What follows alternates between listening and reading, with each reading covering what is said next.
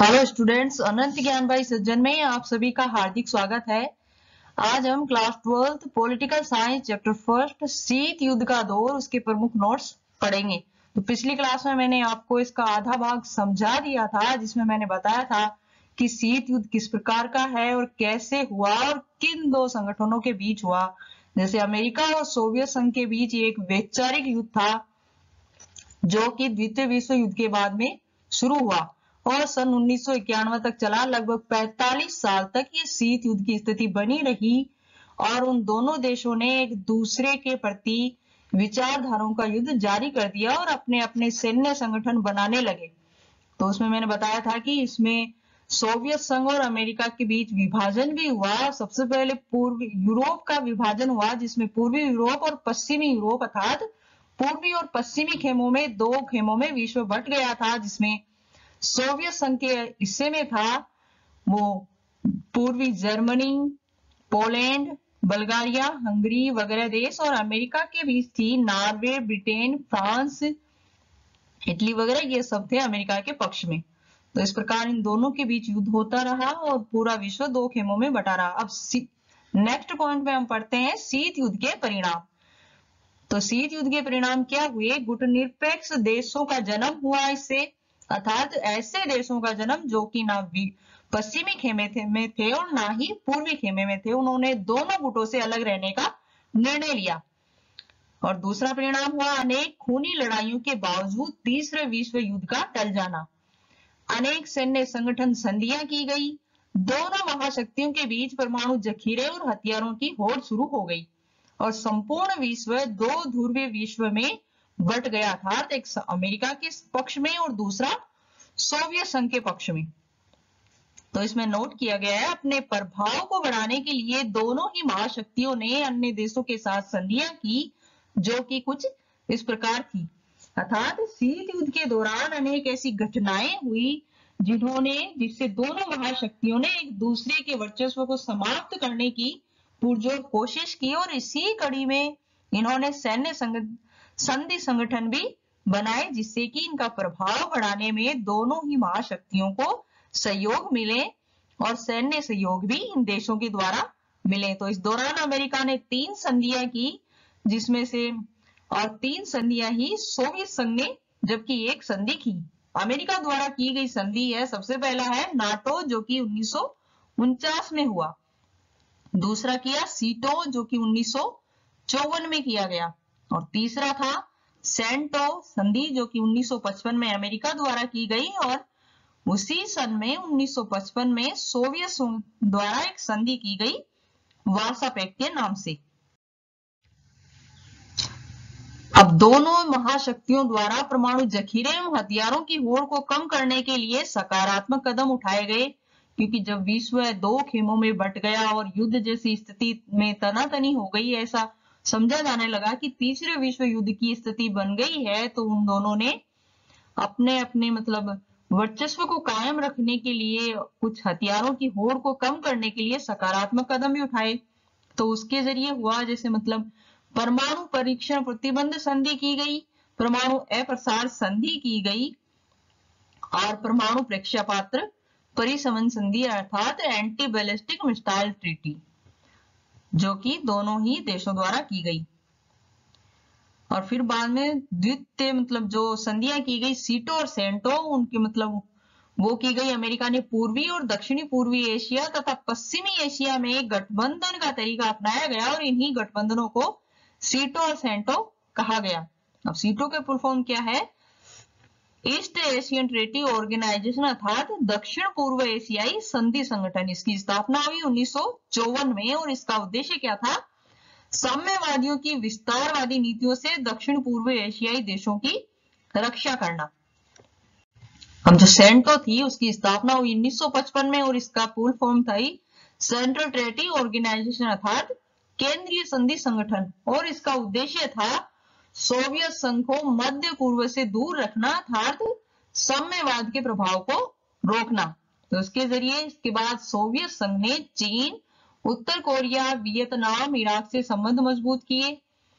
और अब आगे आता है पॉइंट शीत युद्ध के दायरे। तो शीत युद्ध के दायरे में क्या किया गया, मतलब विरोधी खेमों में बैठे देशों के बीच संकट के अवसर आए, युद्ध भी हुए, संभावना रही, मगर कोई बड़ा युद्ध नहीं हुआ। कोरिया, वियतनाम और अफगानिस्तान जैसे कुछ क्षेत्रों में अधिक जनहानि हुई, लेकिन शीत युद्ध के दौरान कुछ खूनी लड़ाइयां भी हुई, लेकिन तृतीय विश्व युद्ध की संभावना नहीं बन पाई।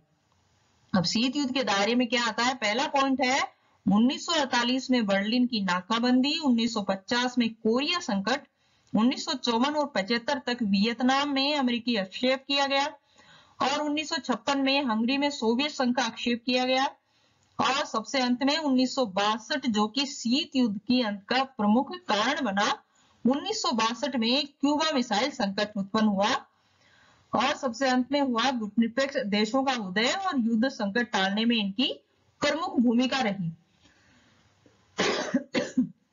अब गुटनिरपेक्षता से क्या समझते हैं आप? गुटनिरपेक्षता का अर्थ सभी गुटों से अपने को अलग रखना है। ये एक मोस्ट क्वेश्चन है, ये आप सभी लर्न कर लेना। गुटनिरपेक्षता अर्थात सभी गुटों से अपने आप को अलग रखना। एक तीसरा खेमा बनाना। गुटनिरपेक्ष आंदोलन, गुटनिरपेक्ष आंदोलन का मतलब है शीत युद्ध के दौरान दोनों महाशक्तियों के तनाव के बीच एक नए आंदोलन ने जन्म लिया जो दो ध्रुवीय विश्व में बंट रहे देशों को अपने से अलग रखने के लिए था, जिसका उद्देश्य था विश्व शांति। इस आंदोलन का नाम गुटनिरपेक्ष आंदोलन पड़ा। गुटनिरपेक्ष आंदोलन महाशक्तियों के गुटों में शामिल न होने का आंदोलन था, अर्थात ये अपने नाम से ही चरितार्थ हो रहा है। गुटनिरपेक्ष अर्थात किसी भी गुट के पक्ष में नहीं होना, परंतु ये अंतर्राष्ट्रीय मामलों से अपने को अलग थलग नहीं रखना था, अपितु इन्हें सभी अंतर्राष्ट्रीय मामलों से सरोकार था। इसलिए ये सभी अंतर्राष्ट्रीय मामलों में हिस्सा लेते थे, लेकिन अपने जो मतलब राजनीति और अपना जो वर्चस्व था उसमें उन्होंने किसी भी खेमे को स्वीकार नहीं किया। गुटनिरपेक्ष आंदोलन की स्थापना सन 1956 में यूगोस्लाविया के जोसेफ ब्रांच टीटो, भारत के जवाहरलाल नेहरू और मिस्र के अमाल अब्दुल नासिर ने एक सफल बैठक की, जिससे गुटनिरपेक्ष आंदोलन का जन्म हुआ। अर्थात यूगोस्लाविया, भारत और मिस्र के जो राष्ट्रपति थे, उन तीनों के जो सर्वेसर्वा थे, उन तीनों के हस्तक्षेप से या तीनों के योगदान से इस आंदोलन का जन्म हुआ और गुटनिरपेक्ष देशों का एक वर्चस्व उदय हुआ। गुटनिरपेक्ष आंदोलन के संस्थापक नेताओं के नाम, पहला है जोसेफ ब्रांच टीटो जो कि यूगोस्लाविया के राष्ट्रपति थे, जवाहरलाल नेहरू जो कि भारत के प्रधानमंत्री थे, अब्दुल नासिर जो कि मिस्र के सर्वेसर्वा थे, सुकोर्णा जो कि इंडोनेशिया से थे, और वामे एनकुरा जो कि घाना से संबंधित थे। इन सभी ने मिलकर एक गुटनिरपेक्ष आंदोलन को जन्म दिया और एक गुटनिरपेक्ष संस्था का जन्म हुआ। प्रथम गुटनिरपेक्ष सम्मेलन कब हुआ, ये मोस्ट क्वेश्चन है। 1961 में बेलग्रेड में प्रथम गुटनिरपेक्ष सम्मेलन का आयोजन हुआ। इसमें कितने सदस्य हुए? इसमें 25 सदस्य देश शामिल हुए। 14वां गुटनिरपेक्ष सम्मेलन 2006 क्यूबा अर्थात हवाना में हुआ और इसमें 166 सदस्य देश और 15 पर्यवेक्षक देश शामिल हुए, अर्थात इसमें सम्मिलित होने की इच्छा रखने वाले पर्यवेक्षक देश। 17वां गुटनिरपेक्ष सम्मेलन 2016 में वेनेजुएला में हुआ। इसमें 120 सदस्य देश और 17 पर्यवेक्षक देश शामिल हुए। गुटनिरपेक्षता को अपनाकर भारत को क्या लाभ मिला, देखते हैं निम्न पॉइंटों के जरिए कि गुटनिरपेक्षता से भारत को क्या लाभ मिला, क्योंकि भारत भी इसमें एक संस्थापक था इसका और उसमें महत्वपूर्ण योगदान था। अंतर्राष्ट्रीय फैसले स्वतंत्र रूप से ले पाया और ऐसे फैसले जिससे भारत को लाभ होना, न किसी की महाशक्ति हो। अर्थात गुटनिरपेक्षता से भारत को सबसे पहला फायदा तो ये हुआ कि वह अपने अंतर्राष्ट्रीय फैसले स्वतंत्र रूप से ले सकता था और ऐसे फैसले थे जिससे सिर्फ भारत को लाभ होता था, न कि किसी महाशक्ति हो। गुटनिरपेक्षता से भारत हमेशा ऐसी स्थिति में रहा कि अगर कोई एक महाशक्ति उसके खिलाफ जाए तो वह दूसरे की तरफ जा सकता था। ऐसे में कोई भी भारत को लेकर ना तो बेफिक्र रह सकता था और ना ही दबाव बना सकता था।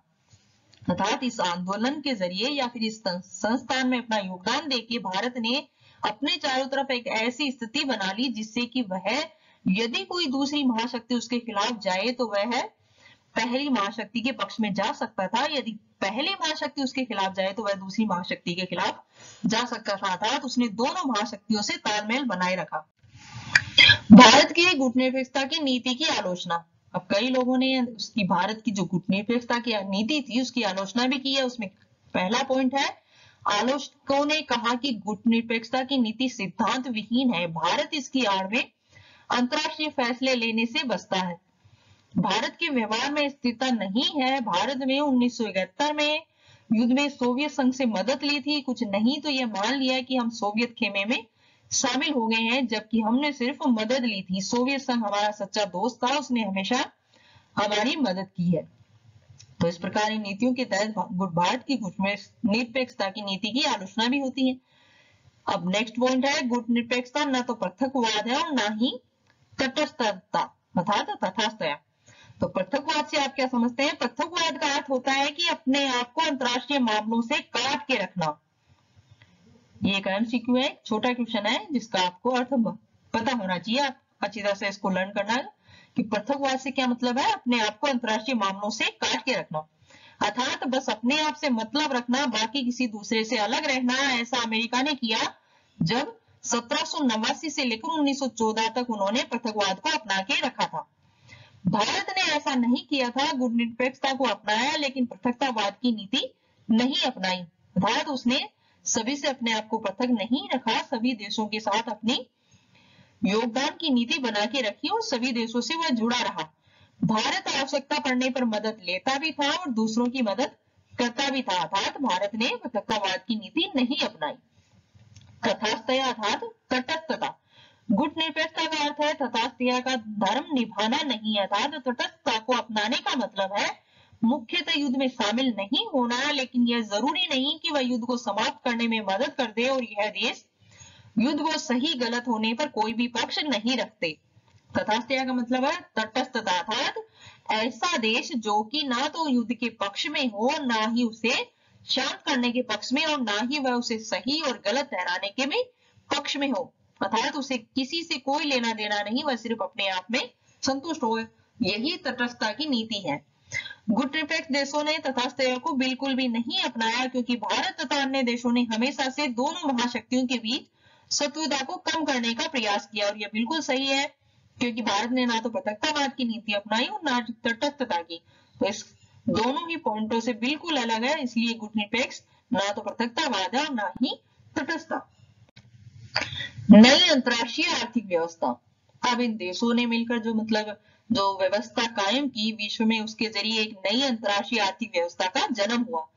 गुटनिरपेक्ष आंदोलन में शामिल अधिकतर देश की अल्प विकसित देशों का दर्जा मिला था, अर्थात गुटनिरपेक्ष आंदोलन में शामिल ऐसे देश थे जो कि अल्प विकसित थे और विकास के मार्ग में थे। यह देश गरीब देश थे, इनके सामने मुख्य चुनौती थी अपनी जनता को गरीबी से निकालना। इनके लिए आर्थिक विकास जरूरी था, क्योंकि बिना विकास के कोई भी देश सही मायने में आजाद नहीं रह सकता था। अब अंतरराष्ट्रीय आर्थिक व्यवस्था की जरूरत क्यों हुई, यह सब इन पॉइंटों में है, क्योंकि जो गुटनिरपेक्ष आंदोलन में जो देश थे वे सभी अल्प विकसित थे और उनको ये था कि जो गरीब हैं देश, उनको उनके सामने ये प्रमुख चुनौती थी कि अपनी जनता को गरीबी से निकाला जाए। और दूसरा पॉइंट था कि इनके लिए आर्थिक विकास इसलिए भी जरूरी था क्योंकि बिना विकास के कोई भी देश सही मायने में आजाद नहीं रह सकता था। तीसरा पॉइंट है, ऐसे में देश उपनिवेश अर्थात गुलाम भी हो सकते थे और इसी समझ से नव अंतरराष्ट्रीय आर्थिक व्यवस्था की धारणा का जन्म हुआ, अर्थात जो उपयुक्त नियम है, जैसे इन देशों के सामने जो गरीबी का मुख्य मुद्दा था, आर्थिक विकास का मुद्दा था और ये देश उपनिवेशवाद को खत्म करना चाहते थे, इसलिए इन्होंने नई अंतरराष्ट्रीय आर्थिक व्यवस्था की धारणा का जन्म किया और उन्होंने इसकी उत्पत्ति की। और 1972 में यूएनए के व्यापार और विकास से संबंधित सम्मेलन अंकटाड के नाम से जो है एक रिपोर्ट सामने आई और इस रिपोर्ट में वैश्विक व्यापार प्रणाली से सुधार का प्रस्ताव किया गया और इस रिपोर्ट में कहा गया कि पहला पॉइंट था, अल्प विकसित देशों का अपने प्राकृतिक संसाधनों पर अधिकार होगा और यह देश अपने इन संसाधनों का इस्तेमाल अपने तरीके से कर सकते हैं। यह पहला पॉइंट था नई अंतरराष्ट्रीय व्यवस्था का नियम का।